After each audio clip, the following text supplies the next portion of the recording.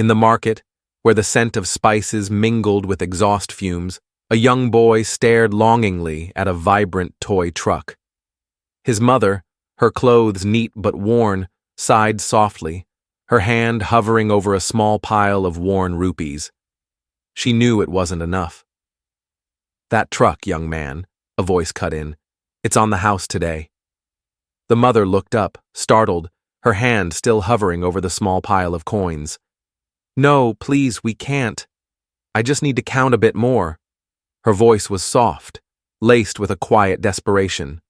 "Nonsense," the shopkeeper insisted, his tone gentle but firm. "A special promotion. Every child deserves a little joy." The boy's eyes widened, a silent question to his mother. She hesitated, then a slow, grateful smile touched her lips. "Thank you, sir. Truly, thank you." The boy clutched the toy, a silent cheer radiating from him, his face alight with pure happiness. "Some people just love playing hero," a sharp voice muttered from the queue forming behind them, loud enough for everyone to hear. Another customer chimed in. "Yeah, easy to be generous with your own money, isn't it? Or maybe it's just a way to get attention." The mother's cheeks flushed, and she quickly gathered her few other items, keen to disappear. The shopkeeper, his gaze steady, met the eyes of the complaining customer. No words were exchanged, but the message was clear.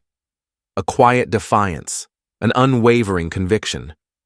The customer looked away first, suddenly engrossed in their phone, avoiding the shopkeeper's calm stare. The bell above the door jingled softly as the mother and son stepped out into the bustling street, the boy hugging his new toy. The shopkeeper watched them go, a warmth spreading through him that pushed back against the chill of the recent comments. He tidied a display, his movements calm and deliberate. The market's usual hum returned, but something had shifted within the small space. He knew the whispers wouldn't stop, the judgment might even grow, but he also knew the light in that child's eyes. That was enough, more than enough. He looked at his hands, calloused from years of work, and felt a quiet certainty settling deep within him. Some things were simply right, regardless of what anyone else thought or said. He had seen a need, a moment of quiet vulnerability, and he had met it with kindness.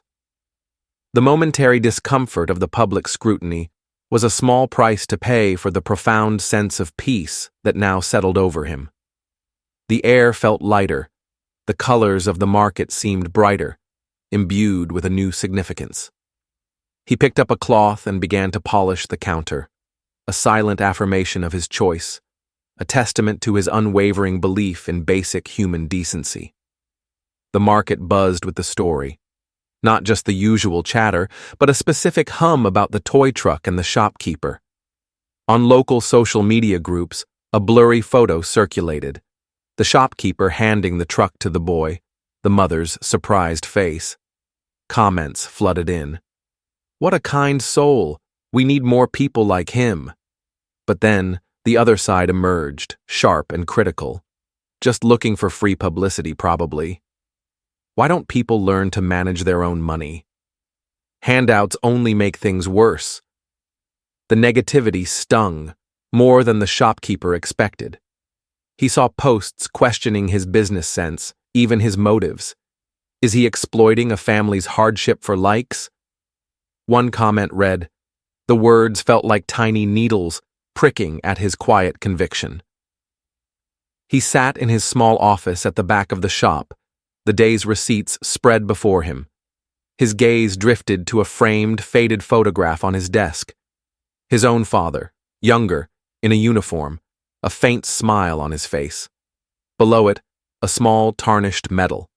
His father had always said, "Son, true strength isn't in how much you have, but in how much you give, especially when no one's watching." The memory was a steadying hand on his shoulder. He closed his eyes for a moment, letting the market's distant sounds wash over him. The criticism was loud, but his father's words were louder, a quiet echo in his heart.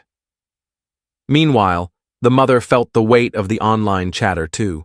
Friends, well-meaning but worried, sent her screenshots of the comments. "Are you okay? People are saying awful things." She felt a surge of shame, even though she had done nothing wrong. She hadn't asked for charity. It had been offered. She worried she had brought trouble to the kind shopkeeper. She thought about visiting him, apologizing for the unwanted attention, but pride held her back. She didn't want to seem like she was seeking more. The boy, oblivious, played happily with his truck, its bright colors a stark contrast to the gray cloud of public opinion. The shopkeeper, though, continued his routine. He greeted every customer with the same warm smile, weighed produce with the same care, and stocked shelves with the same quiet dedication. The online noise was just that. Noise. His actions, he believed, spoke for themselves. He knew what he had done and why. The judgment of strangers, who didn't know the full story, couldn't shake the fundamental rightness of that moment. He felt a hardening resolve, not of anger, but of quiet certainty. The next morning, before the sun had fully climbed above the rooftops, the shopkeeper arrived at his stall. The usual early morning quiet was broken by an unusual sight. Lined up along the narrow alleyway, facing his shop, stood a group of men and women. Not the usual early customers, but a silent, disciplined formation. They wore matching jackets, emblazoned with a familiar emblem, the crest of the local Veterans Association. At least 30 of them, standing at ease, their faces etched with quiet determination. As the shopkeeper approached, a tall, older man with a distinguished bearing stepped forward. He didn't speak loudly, but his voice carried a calm authority. "Permission to enter your establishment, sir?" he asked, a respectful nod accompanying his words. The shopkeeper blinked, his hand still on the key, a lump forming in his throat. "Yes, of course," he managed, his voice a little hoarse. He unlocked the shop door, the familiar jingle of the bell sounding louder than usual in the hushed morning. One by one, the veterans entered. They didn't rush to buy anything. Some simply walked the aisles, their eyes scanning the shelves, a quiet presence filling the small space. Others picked up a few items, placing them gently in their baskets. A younger woman, her jacket bearing a patch for a medical unit, placed a small, folded note on the counter. "We remember those who stand with us," it read in neat handwriting. "Thank you for honoring one of our own." An older gentleman, his hair white, quietly left a polished military coin on the register. "You earned this," he murmured, his gaze steady and deep.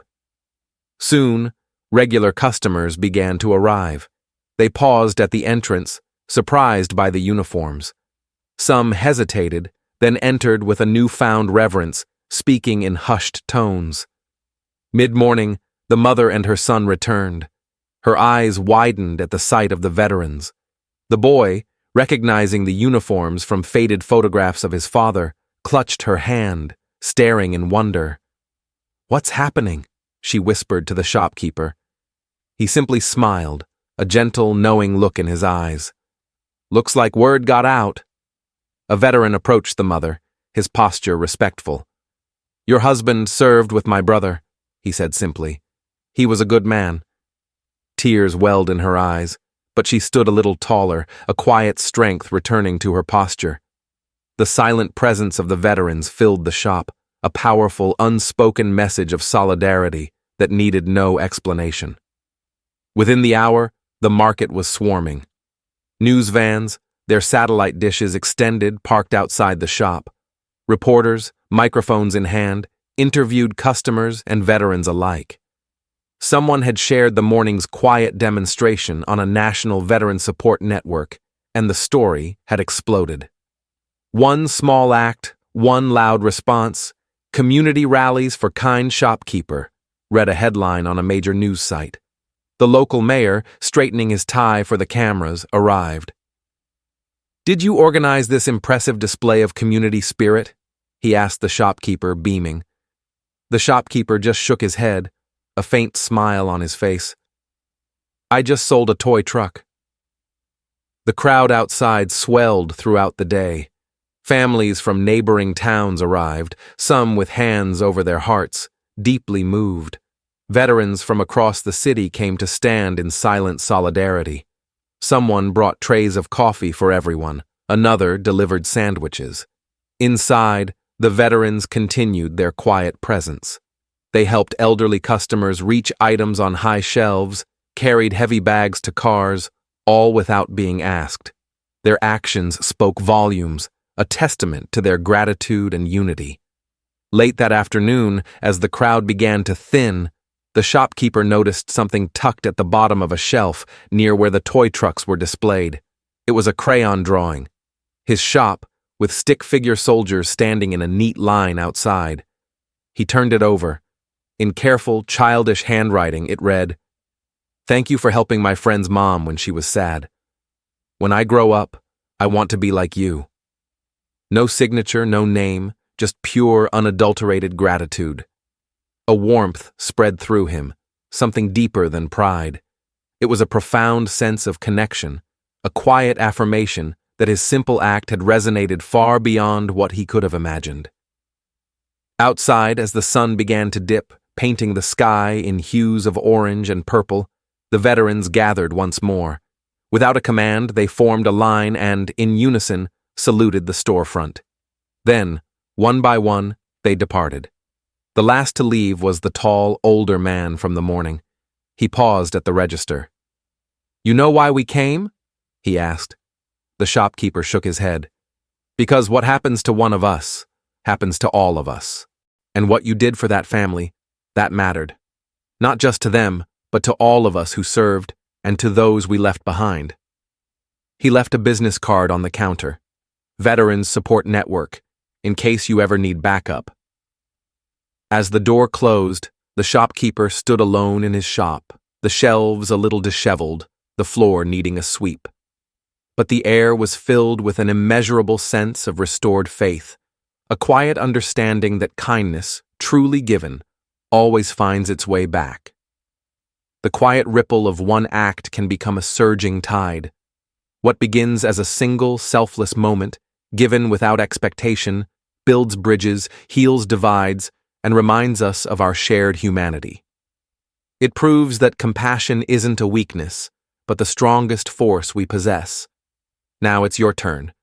Look around your own community. See a quiet struggle? A chance to lift someone up?